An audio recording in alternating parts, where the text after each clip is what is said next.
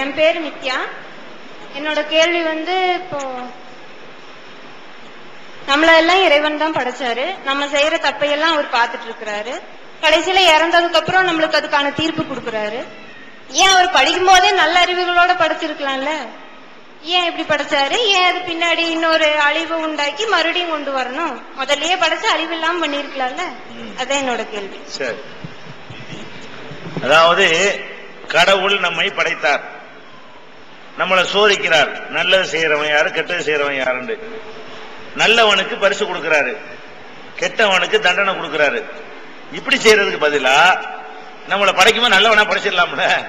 அவங்க என்ன கேட்கிறாங்கன்னா அது மாதிரி கேட்கிறாங்க, நல்லவனா படைச்சிடலாங்க.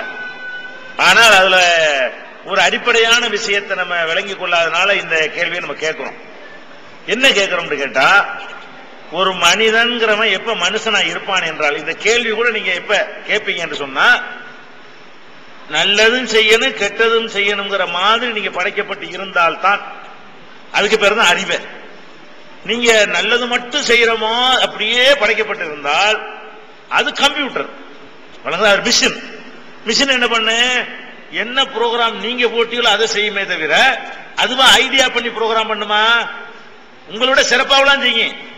கணக்கு போட சொன்னா நீங்க பேனாவில் கூட்டுறதை விட அது வேகமா போட்டுரும். ஆனா அதுவா ஐடியா பண்ணி இன்னைக்கு இந்த கணக்கு எடுத்துக்கிறோம், நாளைக்கு அந்த கணக்கு எடுத்துக்கிறோம் செய்யுமா? ஐடியா பண்ணி செய்யாது. நீங்க சொல்ற மாதிரி கடவுள் படைத்திருந்தாரையானால் நம்ம எல்லாம் கம்ப்யூட்டராக இருப்போம். நீங்க ஒரு கேள்வி கேட்டீங்கன்னா உங்கள்கிட்ட அது எழுதியிருந்தா கேட்டிருப்பீங்க, அந்த ப்ரோக்ராம்ல இல்லாட்டி கேட்டிருக்க மாட்டீங்க. அப்ப நீங்க என்ன மாதிரி படைப்பை படைக்க சொல்றீங்கன்னு கேட்டா, கடவுளுடைய ஆற்றலையும் வல்லமையும் குறைக்கக்கூடிய படைப்பு. அது நீங்க மனுஷன் படைச்சிருக்காங்க. கம்ப்யூட்டர் படைக்கிறது என்பதுக்கு பெரிய அறிவுலாம் தேவையில்லை, கடவுள் அளவுக்கு அறிவு இருக்க தேவையில்லை. நம்ம அளவுக்கு அறிவு இருந்தாலே போதும் கம்ப்யூட்டர் படைச்சிடலாம். இந்த கம்ப்யூட்டர் என்ன பண்ணுது, அவ்வளவு என்ன சொல்றான்னு அது மாதிரி நடக்கிறது. என்ன நம்ம செய்யறோமோ அது அவ்வளவு வேலை தன்னால ஆனாய்க்கிறதுன்னு வைங்களேன். ஜனவரி 10ஆம் தேதி ஆனா ஒண்ணு போட்டா ஆஃப் பண்ணி வச்சுட்டு ஜனவரி 10ஆம் தேதி வந்து தன்னால என்ன செய்யுது, ஆனா இப்படி நிக்குது முன்னாடி. இப்படி எல்லாம் படைக்கிறதுக்கு பேர் சிறந்த படைப்பு இல்லை. கடவுள் என்ன நினைக்கிறான்னு கேட்டா, அதை விட சிறந்ததை படைக்கணும். அவங்களா டிசைட் பண்ணணும். நீங்க நல்லது, நீங்க வாட்டிக்கு மிஷின் மாறிங்க, நீங்க வாட்டுக்கு போறீங்க, பள்ளியாசலுக்கு போறீங்க, உட்கார்ந்து கடவுளுங்கிறீங்க. இதே வேலையா இருந்துட்டு நேர் வைங்க. இது ஒரு வாழ்க்கையா? இது ஒரு படைப்பா? இது ஒரு திறமையான்னு கேட்டேன். இது ஒரு விஷயம். அடுத்து என்னன்னு கேட்டா, கடவுள் ஒரு பரிசளிக்க நாடுகிறார். பரிசளிக்க நாடுறதா இருந்தா சும்மதிக்கு பரிசை கொடுத்தா எதுக்குன்னு விளங்காது. உங்களுக்கு நல்லது செய்யற தன்மை உங்கள்கிட்ட இருக்கணும், கெட்டது செய்யற தன்மை இருக்கணும். கெட்டது செய்வதற்கு தூண்டக்கூடியது உங்களை தூண்டணும், நல்லது செய்வதற்கு தூண்டக்கூடியது உங்களை அந்த பக்கம் தூண்டணும். ஜெயிச்சு நீங்க என்ன செய்யணும், நல்லதை செஞ்சிட்டீங்கன்னா இவனுக்கு பரிசு கொடுக்கலாம் அப்படின்னு சொல்லலாம். ஒரு மாட்டுக்கு பரிசு கொடுக்க முடியுமா? கொடுக்க முடியாதீங்க. அதுக்குன்னு என்ன வேலை செய்யணும்னு கடவுள் படைச்சாரோ அது மாட்டு ரொட்டீனா நடந்துகிட்டே இருக்கும். நம்மள்கிட்ட ரெண்டு விதமான காரியம் இருக்குது. என்ன காரியம்?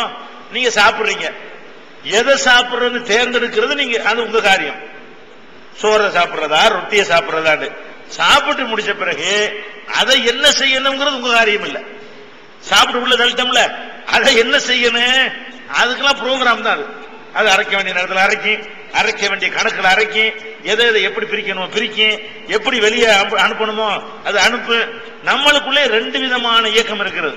ஒரு இயக்கம் நம்ம தான் டிசைட் பண்ணக்கூடிய இயக்கம், இன்னொரு இயக்கம் நமக்கு இதுல வேலையே கிடையாது, உள்ள தள்ளி விட்டது நம்ம வேலை முடிஞ்சு போச்சு.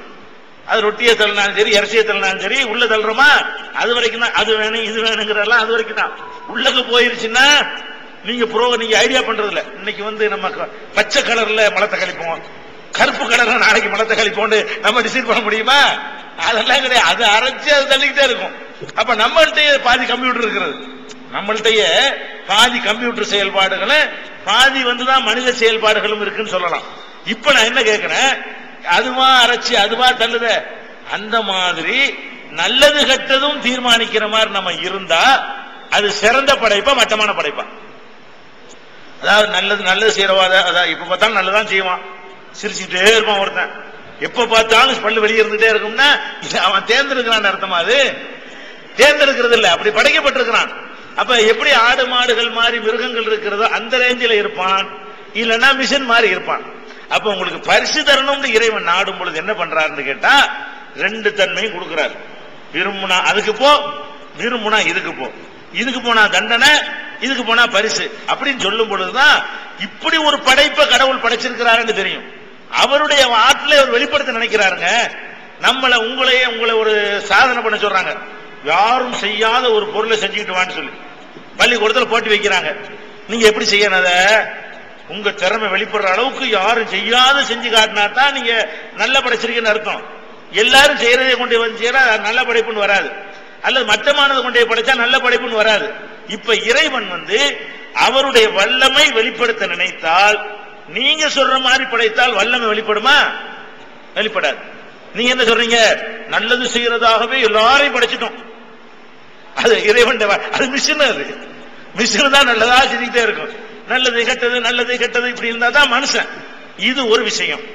அடுத்து என்னன்னு கேட்டா, இந்த உலகத்துல பலவிதமான காரியங்கள் இருக்கிறதை கொண்டுதான் உலகமே இயங்குதுங்க. இறைவன் என்ன பார்க்கிறாருன்னா, நம்ம ஒரு கம்ப்யூட்டர் வாங்குறோம், அதை நம்ம தான் மராமத்து பண்ணணும், நம்ம தான் பழுது பண்ணணும், நம்ம தான் அதை வேற வேணும்னா வாங்கணும், விற்கணும், எல்லாம் நம்ம தான் செய்யணும். மனிதனை பொறுத்த வரைக்கும் கடவுள் என்ன பண்ணிட்டார் தெரியுமா? ரெண்டு ஜோடியை தான் படைச்சார். ஒரு ஜோடியை, மீதியெல்லாம் அவர் படைக்கவே இல்லை, நேரடியா விட்டுட்டாரு. அதுவா ஓடிக்கிட்டு இருக்குது, அதுவா தான் எல்லாம் நடக்குது. விவசாயம் பண்ணி சாப்பிடுறீங்க, கடவுளா விவசாயம் பண்ணி உங்களுக்கு தந்தாரு, நீங்களா தான் பண்ணிக்கிறீங்க, நீங்க தான் தையல் தைக்கிறீங்க, நீங்க தான் மருத்துவம் படிக்கிறீங்க, நீங்க தான் எல்லாம் செஞ்சுக்கிறீங்க. இதெல்லாம் செய்யறதுக்கு காரணம் என்ன தெரியுமா? நல்லது கெட்டது பெருசு சின்னதுன்னு பல வெரைட்டியாக நம்மள கடவுள் குறைச்சி வச்சுக்கிற காரணத்தினாலதான் நம்மளே இந்த உலகத்தில் இயங்குறோம். நல்லா யோசிச்சு நீங்க பார்க்கணும். எல்லாரும் ஒரு கோடீஸ்வரன் ஆயிட்டோம். என்ன நடக்குங்க உலகத்துல? எல்லாரும் நல்லவனா இருக்கிற மாதிரி இப்படி ஒரு கற்பனை பண்ணுவோம்.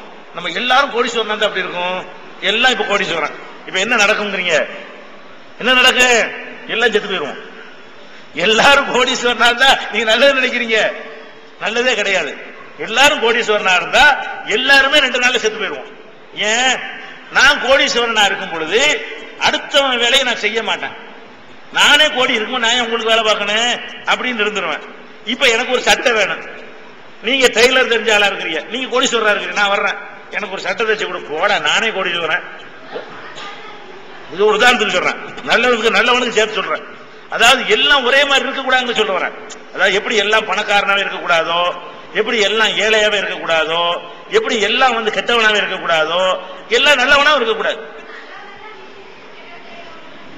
எப்படி நம்ம தேர்ந்தெடுக்கணும். கடவுள் என்ன பண்ணிட்டாருன்னா, அவர் இப்படி படைக்க விரும்புறாரு. எப்படி? நாம ஒரு படைப்பை படைக்கணும், அதுல புரோகிராம் பண்ணணும், சுதந்திரம் கொடுத்துடணும், அவங்களா சிந்திக்கணும். சிந்திச்சு யாரு ஜெயிச்சு நல்லது செய்யறானோ அவனுக்கு கூலி கொடுக்கணும், அதை ஜெயிக்காம போறவனுக்கு தண்டிக்கணும் அப்படின்னு நினைக்கிறாரே. ஆனால் அதுக்கு ஏற்ற படைப்பு இதுதானே. இல்லன்னா பரிசு கொடுக்க இயலாத. சும்மா உங்களை இயற்கையாவே நல்லவன் ஆக்கி விட்டு இப்ப எப்படி பரிசு தர்றது? நீங்க என்ன செஞ்சீங்க?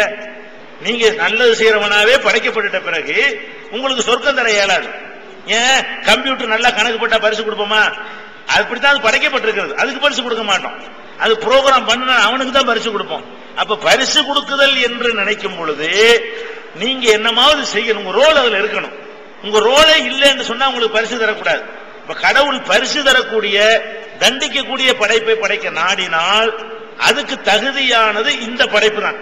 இப்ப நம்ம பார்க்கிற உலகத்துல இந்த மனுஷ படைப்பு தான் அதுக்கு தகுதியானது தவிர எந்திர படைப்பு அதுக்கு தகுதியானது இல்லை. அதனால அவர் படைச்சிருக்காரு.